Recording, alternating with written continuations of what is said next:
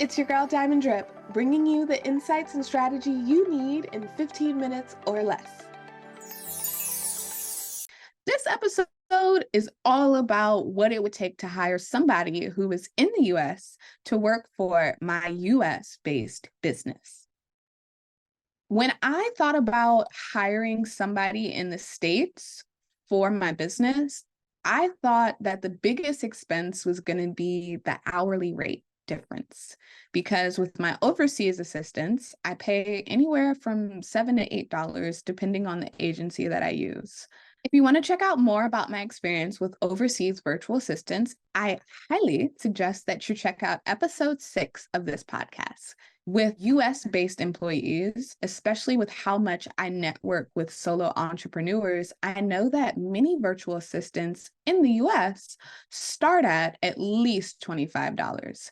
And with this in mind, I figured it was more cost effective for me to hire an overseas VA at a lower price point, because one of the things that I came to understand as I did more research into hiring someone who's in the Philippines, when you hire someone for $7 to $8 in the Philippines, it's a comfortable living wage.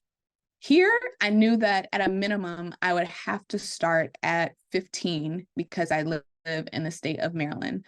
Now, the person who I was going to hire was my daughter's father. His name is Dre, and he right now is experiencing some resistance when it comes to working for other people, if I'm being honest, because he went to school for audio engineering. And so that is where he thought he was going to spend a lot of his efforts after he graduated. With this in mind, I thought that he would be a perfect person for me to turn to when it came to the podcast editing, because while I can edit the podcast myself, and I do edit the podcast myself, I would be better served with my time if I had someone who actually knew what they were doing, could clean it up really quickly, just do it for me, right? This is one of the key reasons why we hire help. We can do it ourselves, but someone else may be able to have the bandwidth to do it a lot more efficiently than we could on our own by trying to learn it ourselves. So when I came to my accountant, I thought that $18.75 would be a good starting point for salary reasons. And I was going to have Dre work 20 hours at that price point. I was going to have him come in with training hours. I was still deciding if those training hours were going to be paid or not. But everything came to a screeching halt when I figured out the math that had to come.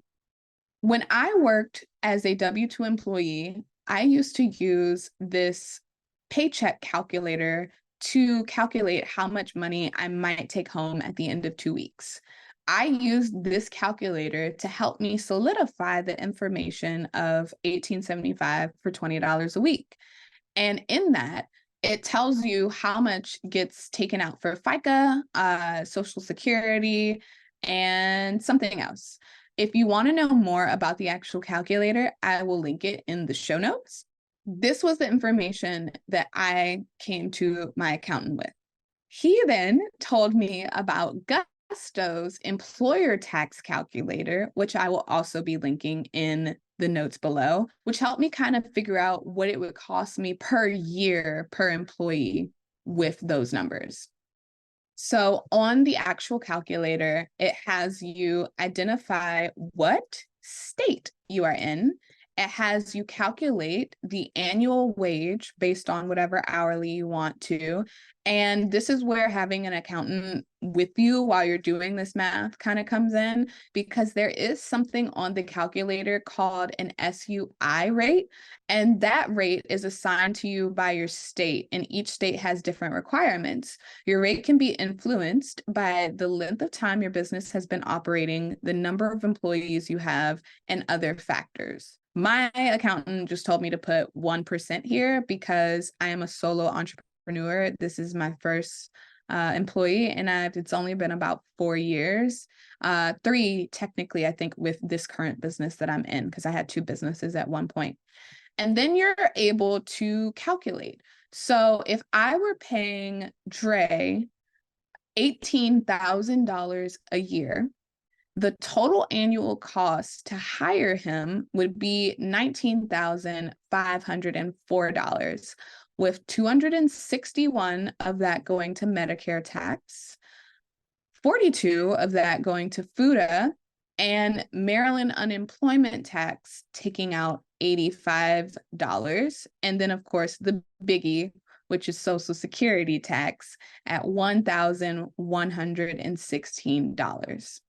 So when I did this math, it seemed more reasonable to hire him as an employee, because I was like, oh, that's not as bad as I was thinking it was going to be.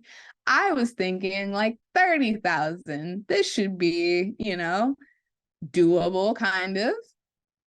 And when he told me about the fact that both the employee and the employer pay Social Security, they both pay Medicare, I am responsible for unemployment, and then I'm responsible for workers' comp. Now, the workers' comp was the thing that really made me start to understand why hiring an employee in the United States can be so expensive. So, workers' comp is something that you need to have when you have an employee, even if they are remote, even if they're not doing physical labor. I think the example that Derek used was like I'm looking at the computer and all of a sudden my eyeballs fall out or something like that. Like, that's an extreme example, but because workers' comp is a type of insurance, we all know how insurance can be, right? So your auto insurance goes up every year, your homeowner's insurance can go up. It, like, literally anything dealing with insurance, you can start to kind of see and visualize like the price tag going up.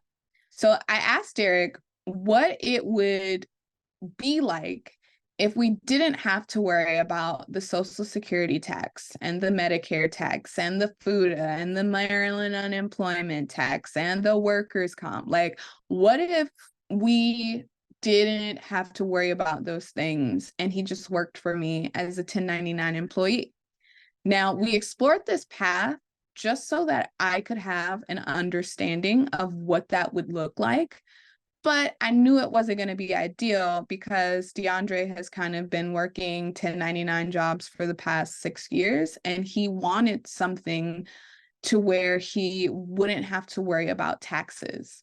That was something that seemed like it was going to be a viable option. It would just be a matter of making sure that he gets the documentation every year in January so that he would file his taxes.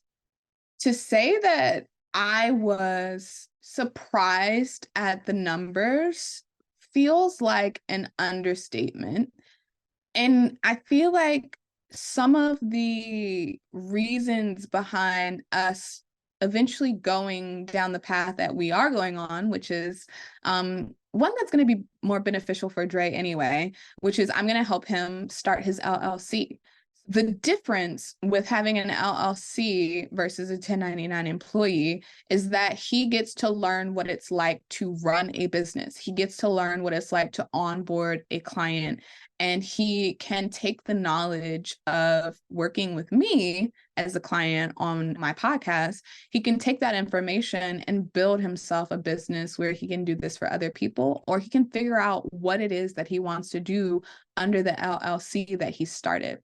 So this was what worked best for us because he just so happened to be applying to work for a business coach. And so when it turned out to be a situation where he couldn't work for me, it was natural for him to turn to, well, not natural for him to turn to, natural for me to suggest and encourage. And we are working through it slowly now, but it was just a natural thing for us to turn to. So here's what I'll end with on this episode, because it really wasn't meant to be a super long one. If you're thinking about hiring an employee, here are my top suggestions. I want you to figure out what that math looks like for your business.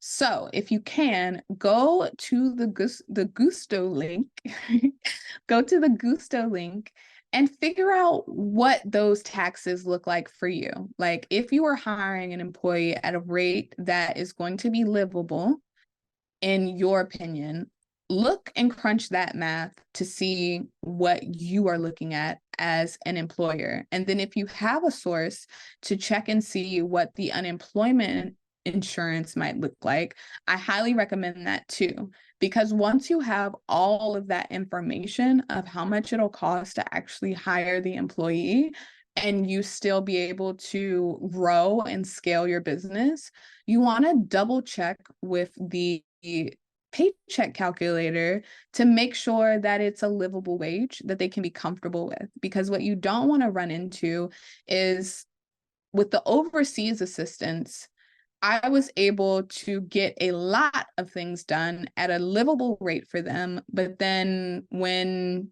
attention to detail started to suffer, I started to give less work. I don't know if they went to another place. And I'm bringing this up because if you go through the work of figuring out and setting up all of your, your taxes and your insurance, and you actually hire this person and start paying this person money, but then, finances change and you have to give them less hours, they then naturally need to be able to provide for themselves, maybe even their family. So they may look at other places to jump ship. And then you're going to be in the same boat of not having the help that you need or want, and you're going to be looking for somebody else. So whenever you make the decision to hire somebody under your business after operating as a solo entrepreneur for so long, make sure that it's one that you can confidently make. And if you need a little assistance figuring out when is the right time for you, and if you want assistance figuring out the basic math, because I'm not an accountant, I just know what my accountant taught me, please let me know. I'd be happy to help you. Head to the link in the show notes and book a strategy session with me. I'm here as a resource for you. So that is all for this video. Until the next one.